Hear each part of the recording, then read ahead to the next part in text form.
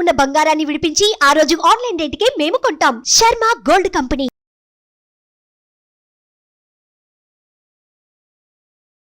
నమస్తే, welcome to Suman TV. నేను మీ యామిని.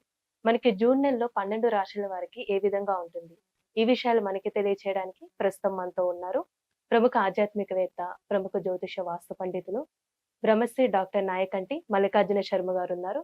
గురుగారితో మాట్లాడి మనకున్న సందేహాన్ని అడిగి తెలుసుకుందాం. నమస్కారం గురుగారు. నమస్కారం అండి. గురుగారు, జూన్ నెలలో అండి అసలు మకర రాశి వారికి ఏ విధంగా ఉంటుంది, వీళ్ళకి సంబంధించిన పరిహారాలంటూ మాకు తెలియచేయాలండి మీరు. మకర రాశి వాళ్ళకి ద్వితీయ స్థానంలో శని యొక్క సంచారం, తృతీయంలో రాహు, చతుర్థంలో కుజుడు, పంచమ స్థానంలో గురువు, శుక్రుడు, రవి, బుధుడు. అలానే జూన్ 15వ తారీఖు తర్వాత ఈ మకర రాశి వాళ్ళకి షష్టమంలో రవి, బుధ, శుక్ర యొక్క సంచారం. అలానే వీళ్ళకి భాగ్యస్థానంలో కేతు యొక్క సంచారం. మకర రాశి వాళ్ళకి రాస్యాధిపతి ద్వితీయ స్థానంలో ఉండటం ఒకటి. అలానే ఈ మకర రాశి వాళ్ళకి ఏదైతే మకరం, కుంభం, మీనం, మేషం, వృషభం 5వ స్థానంలో గురువు యొక్క సంచారం వల్ల ముఖ్యంగా ఆర్థిక పరంగా బాగుంటుంది. శుక్రగ్రహం కూడా అనుకూలంగా ఉంది. అంటే ఆర్థిక పరంగా ఫైనాన్షియల్ రిపోర్ట్ అనేది చాలా బాగుంటుంది అని అర్థం. దానికి ఊహించని పరిణామాలు జరగటం ఒకటి, ఎర్నింగ్ అనేది బాగా పెరగటం, సంపాదించడం బాగా పెరగటం ఒకటి, జీతాలు అంటే శాలరీస్ పెరగటం,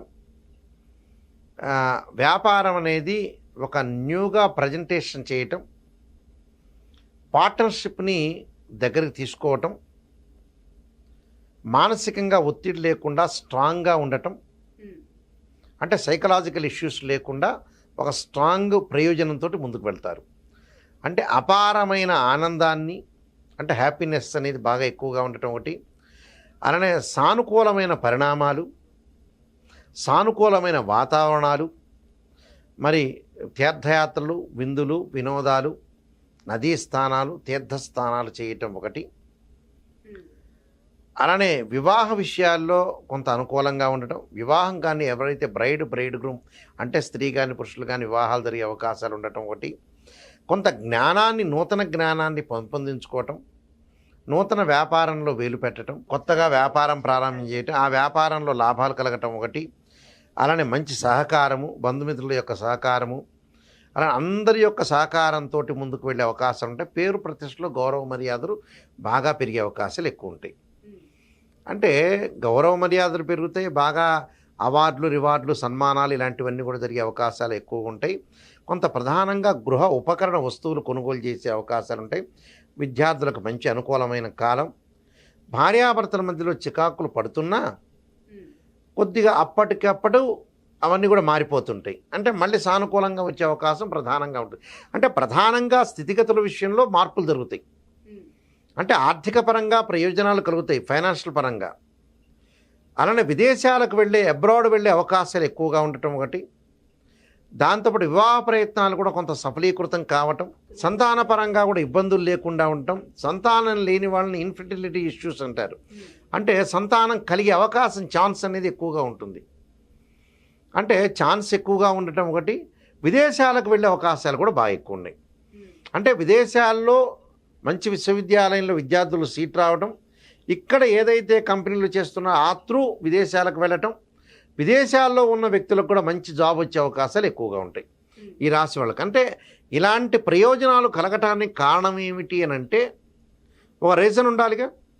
తృతీయ స్థానం రాహు మంచివాడు, అలానే పంచమ స్థానంలో గురువు మంచివాడు, పంచమ స్థానంలో శుక్రుడు మంచివాడు.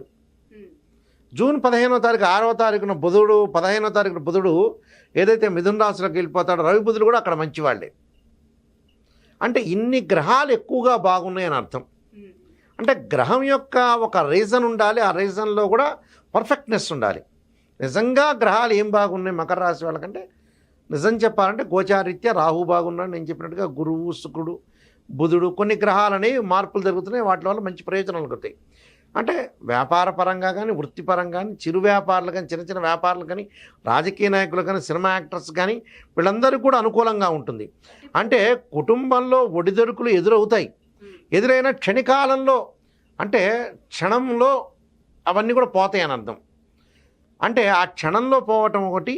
ఇల్లు నిర్మించే ఆలోచనలు కలిగే అవకాశం ఉంటుంది. అంటే హౌస్ కన్స్ట్రక్షన్, ఇల్లు తీసుకోవటం కానీ, ల్యాండ్ కొనటం కానీ, ఇల్లు కన్స్ట్రక్షన్స్ కానీ అలాంటి కోరికలు కొంచెం ప్రజెంటేషన్ చేసే అవకాశం ఉంటుంది. ఏదైతే చేయాలి అంటే వైఫ్ అండ్ హస్బెండర్లో వాళ్ళిద్దరూ మాట్లాడుకోవటం, లేకపోతే వేరే వాళ్ళతో మాట్లాడటం, బంధువులతోటి చుట్టాలతోటి కూడా ఈ విషయాన్ని డిస్కస్ చేసే అవకాశాలు ఎక్కువగా ఉన్నాయి. కాబట్టి ఇవన్నీ కూడా బాగుంటాయి. అంటే విద్యార్థులకు కూడా బట్ అనుకూలమైన కాలం. కాంపిటేటివ్ ఎగ్జామినేషన్ కానీ అలానే గ్రూప్స్ ఎగ్జామినేషన్ రాసేవాళ్ళు కానీ ఎంసెట్ కానీ ఐఐటి కానీ బట్ ఉద్యోగస్తులకు కూడా లాభం కలగటం, అంటే ఉద్యోగస్తులకు కూడా ఇంక్రిమెంట్ రావటం, ఇంప్రూవ్మెంట్ కావటం, అలానే నూతన వ్యాపారం కొన్ని ఆలోచనలు చేయటం, ఒకటి బంగారు ఆభరణాలు కొనుగోలు చేయటం, కొన్ని ప్రత్యేకంగా వస్తువులు కొనుగోలు చేసే అవకాశాలు కూడా ఎక్కువ ఉన్నాయి. అంటే టోటల్గా వీళ్ళకి అనుకూలమైన కాలమే ఉంది కొద్దిగా. బట్ ఆరోగ్యపరంగా మాత్రం జాగ్రత్త ఉండాలి. బట్ ఆరోగ్యపరంగా చిన్న చిన్న విషయాలకు ఇంట్లో గొడవలు పడకూడదు. ఈ 2 విషయాలు మినహా వీళ్ళకంతా కూడా ఉంటుంది. కొద్దిగా కాలయాపన జరుగుతుంటుంది ఒక పనికి. 1 రోజు 2 రోజులు ఆలస్యం సహజంగా న్యాచురల్గా ప్రకృతి పరంగా జరుగుతూనే ఉంటుందని ఆలోచన చేయాల్సిన పని లేదు. కాబట్టి ఆరోగ్యాన్ని జాగ్రత్తగా కాపాడుకుంటే సరిపోతుంది. మిగతావన్నీ కూడా ఎవ్రీథింగ్ విల్ బీ ఓకే అని చెప్పుకోవచ్చు. బట్ ఆరోగ్యానికి కొన్ని పరిహారాలు చేసుకొని ముందుకు వెళ్ళాలి. వాళ్ళు నల్లని ద్రాక్షారసంతో శని హోరలో శనికి అభిషేకం చేయటం, శని యొక్క ఆరాధన చేయటం, అలానే దాంతోపాటు శరీరే జర్జరీభూతే వ్యాధిగ్రస్తే కళేబరి ఔషధం జాహ్నవీతుయం వైద్యో నారాయణ అనే మంత్రాన్ని వీరైతే ఆంజనేయ స్వామి యొక్క ప్రదర్శనలు చేయటం ఒకటి, అలానే మంగళవారం రోజున ఉపవాసం చేయటం చాలా మంచిది. స్త్రీలు వచ్చేటప్పుడు శుక్రవారం అమ్మవారి యొక్క ఆరాధన కుంకుమార్చన చేయటం మంచిది. ఏ అమ్మవారిని ఆరాధన చేయాలంటే రాజరాజేశ్వరి అమ్మవారిని ఆరాధన చేయటం ఒకటి చేయటం వల్ల వీళ్ళకి మంచి జరిగే అవకాశం ఉంటుంది. ఏదైతే మనకు ప్రాబ్లమాటిక్ ఉందో దాన్ని రెక్టిఫికేషన్ చేసుకొని ముందుకు వెళ్ళాలి. అదే అసలు యాక్చువల్గా బయాలజికల్ ప్రాసెస్ అనుకోవచ్చు, మనం ఆధ్యాత్మిక ట్రెడిషనల్ డివోషనల్ సంబంధించిన అనుకోవచ్చు. బట్ ఇలాంటివన్నీ అంటే కాంట్రవర్షన్ కంటే కాంప్రమైజింగ్ ఇస్ బెస్ట్ పాలిటీ. అంటే ఎవరికైతే ఉంటుందో ఆ విషయాన్ని వాళ్ళకే అప్పచెప్పి కూర్చోవాలని అర్థం. లౌకిక భావంతో ముందుకు వెళ్ళాలి. ఏదైతే మనకి ఈ నెలలో బాగలేదో ఆ గ్రహాల యొక్క అనుకూలతను సాధించడానికి దాని యొక్క జపము, అలానే హోమము, యజ్ఞయాగాది క్రతువులు చేసుకోవడం చాలా మంచిది. వీళ్ళు సూర్యుడి యొక్క ఆరాధన చేయటం కూడా మంచిది. సూర్య నమస్కారాలు చేసుకోవాలి. అంటే ఆదిత్యాయ విద్మే అనే మంత్రం ఒకటి ఉంటుంది. అంటే ఆదిత్యాయ విద్మే సహస్రకిరణాయ ధీమే తన్నో సూర్య ప్రచోదయాత్ అనే మంత్రాన్ని, ఓం సూర్యాయ నమః అనే మంత్రాన్ని కూడా చేసుకోవటం మంచిది. అంటే ఇవన్నీ కూడా వాళ్ళు చేసుకోవటం వల్ల ఏంటంటే వాళ్ళకి మంచి ప్రయోజనాలు కలిగే అవకాశం ఉంటుంది. అంటే నెగిటివ్ పోయి పాజిటివ్ వస్తుంది. కానీ నెగిటివ్ తెలుసుకోవాలి జీవితంలో. ఎప్పుడైనా నెగిటివ్ తెలుసుకుంటే ఆ నెగిటివ్లో ఉంటే పాజిటివ్ పుడుతుంది.